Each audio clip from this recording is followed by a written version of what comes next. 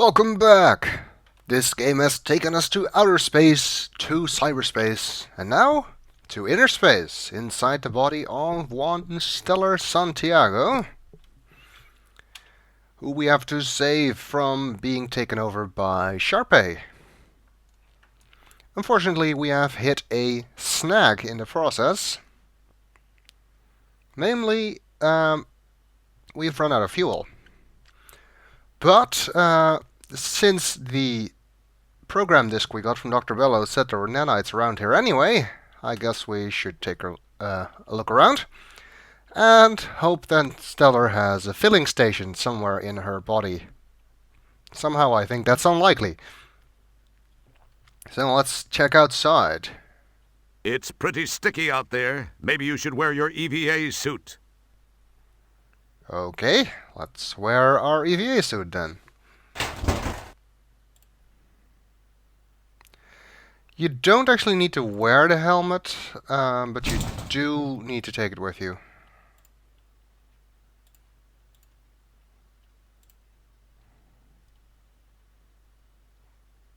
Not entirely sure if they even let you wear the helmet.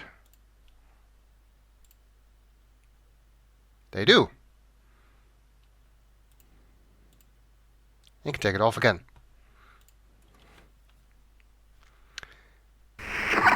I don't feel like walking around with the helmet, so I'm gonna leave it off. Okay, well, first thing to notice, of course, is this blinking light behind Roger, which appears to have something to do with our low fuel situation. Hey, that's me. No, it's not. It's a light behind you. Your stolen miniaturized shuttle has become mired on the fundus of the stomach like a beached whale. That's a weird metaphor. And I'm trying to look at the blinking light, but it's tiny. Red light. This is not good. Apparently some or all of the intermix element in Fuel Tank 3 was disgorged during your heinous Venus joyride. That's not all that was disgorged, but we'll skip the details. And I'm very thankful for that. Apparently Fuel Tank 3 is empty. You know, if you remember the intermix display and the elements that we entered, Fuel Tank 3 was actually the AG portion of lasagna. Therefore it is silver. Where are we gonna find some silver inside the body of a human? Unless Stellar is on a silver-rich diet, I don't think we'll be in much luck. Maybe the nanites are made out of silver. That would be convenient. I'm not entirely sure if you can look at that, but there's something next to the blinking light. Uh-oh. This tank's cover must have come open during Mr. Wilco's wild ride. Aha! So that's why we're out of silver. It's not because we forgot to fill up. Well, points to Roger then, I guess. It's not his fault this time. There's some stuff stuck on the shuttle as well. It's alveoli, but it reminds you of spaghetti.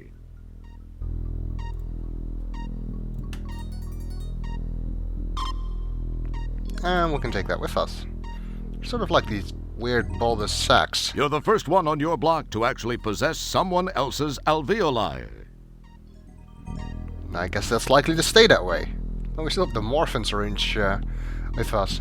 Would be funny to give Stellar a shot of morphine from the inside. Although I guess the dosage would be really tiny. Also, you can't actually do that, so anyway. Can we do anything with the alveoli? You get fingerprints all over it. Oh. I guess not then. There's something hanging from the engine as well. First time I played this, I actually thought this was like a loose cable or something that we would have to fix, but that's not actually the case. Wow, that's some interesting looking stuff you've got collected in the engine intake. Looks like a small collection of blood capillaries. They're actually capillaries. And Roger was in the way, so... Now we have capillaries, and there appear to be 2 of them.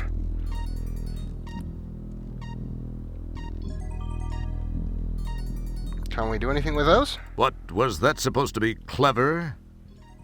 Not really. It's the bundle of capillaries you appropriated from Stellar. There's actually 3 of them. Sort of hard to see. Anyway. Let's take a look at our surroundings. We appear to be on top of the stomach, where apparently there is light and breathable air. That makes perfect sense. Although the scale is a bit weird, because considering the size of the stomach, the shuttle and Roger would appear to be about a centimeter tall, or something like that. Or Roger would appear to be a centimeter tall. The shuttle is even larger, of course. So how did they enter through the bloodstream? Oh well, it's still a Space Quest game. Best not to think about it. You're treading on the fundus, a broad expanse of tissue covering the outside of the stomach.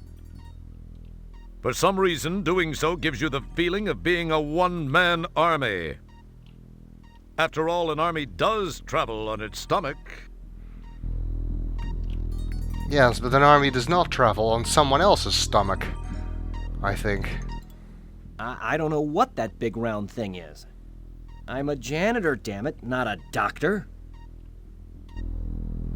That's why we have the narrator to tell us all about these useful anatomical facts. Yes, we're going to be learning some anatomy while we're doing this.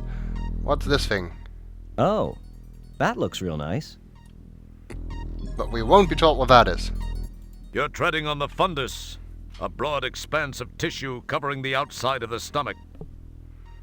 For some reason, doing so gives you the feeling. After all, Wait, I thought you got a different message if you did that twice.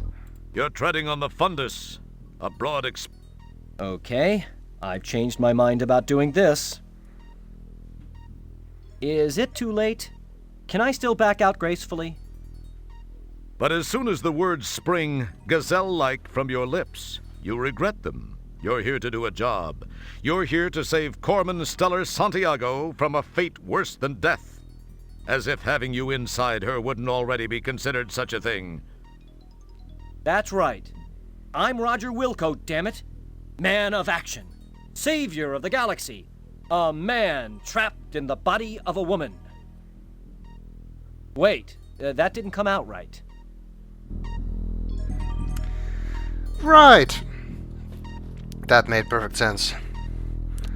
And there appears to be a hole in Stellar's stomach. You recognize that festering, infected crevice. As if Stellar didn't already have enough to worry about, she's got an ulcer. And it's not just an ulcer, it's puckered. It's a peptic ulcer. Is that what ulcers look like? I have no idea. You see, I know all about space and science and starships and airplanes and stuff, but anatomy? Not really my thing, you know? Anyway, since it appears to be the only place we can actually go, we'll go into the stomach via that ulcer. Hopefully we'll be able to find some silver, and also find and take care of those nanites that the program disk thingy said were supposed to be around here somewhere. Oh yeah, that's a real nice sound effect.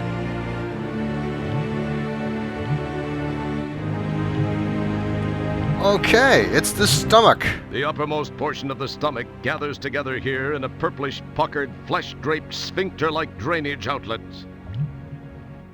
That reminds me. I have to get one of those inflatable donut things if I'm going to keep driving the shuttle. My roids are flaring up again. Ooch. Yeah. Too much information there, Roger. I guess this would be the entry into the esophagus, or the exit, depending on how you look at it. Bit hard to reach from here though, so let's climb down. There is no message for that, so that's why I didn't look at it. Yikes! Man, those are some huge nanites. I thought nanites were supposed to be submicroscopic, and these appear to be, well, if Roger is, like I said, about a centimeter tall, these would be, well, at least 10 millimeters. No, wait, that is a centimeter. Okay, we'll call it 2 millimeters. 1 or 2 millimeters in size, which is way too big for a nanite. Anyway. The inside of Stellar's tummy is slippery, mostly because of the mucus secreted by the stomach lining. And there are a few pockmarks here and there, but when push comes to shove, this is the most beautiful stomach you've ever been in. And he's been in a few. There's just this one thing. Those little robots are the nanites sent down to aid in taking over Stellar's body. They look like guard nanites. But then, for all you know, they could be ballerina nanites. Somehow I think that's unlikely. A cluster of stomach acid-shy nanites is lurking near the entrance to the duodenum. They know all the cool places to hang out. Really? The duodenum is cool? If you say so, Mr. Narrator, I guess you would know that better than me. I don't know. I don't really know what they're doing here, except they are guarding that hole, and obviously we are going to have to go in there. And something tells me they're not gonna let us.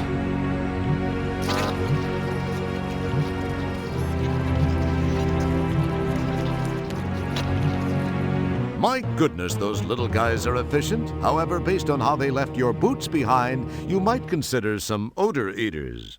That bad, eh? Also, one of them spit out her eyeball, so what's wrong with those? Okay. I don't really know what they're doing here otherwise. They're just gonna prevent us from going in there. That's what they're doing here. For whatever reason.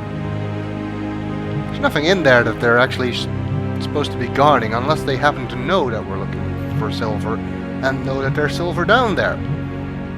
Which you might have guessed already there is.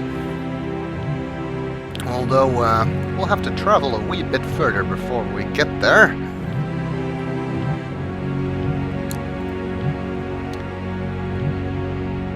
Okay, let's look at some of the other stuff here. I guess it's stomach acid.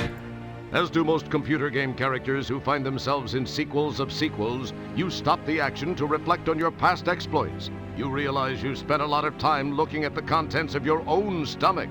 But this is the first time you've gotten such a good look at a pool of someone else's potential discharge.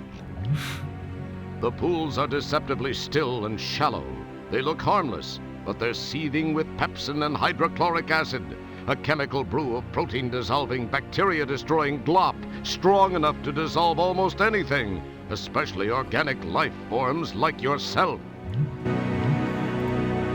I guess that means we'd better be careful not to fall in! That's pretty far to go just to do your Wizard of Oz impression. Makes you feel tingly all over, doesn't it?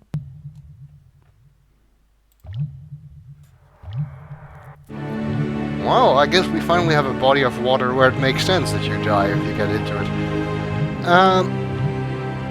Yes, I'm referring to the habit of adventure game characters to die whenever they fall into water, regardless of whether or not it would actually be dangerous.